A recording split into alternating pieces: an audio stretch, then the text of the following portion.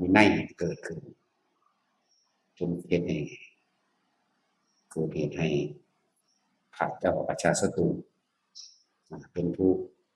รับรองในอาหารการอยู่การกินตลอดทั้งหมู่พระสงฆ์อีกเป็นหมื่นๆที่ได้เข้าไปอยู่ในธรรมสัตตบรรณคูหานั่นก็500ที่พระกัสสปะเป็นผู้เลือก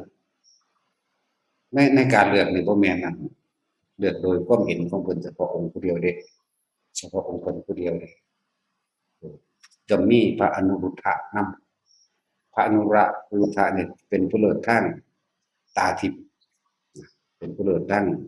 รู้อะไรจิตหรือรู้หยังหลายๆอย่างนั่นแหละก่อนสิคัดเลือก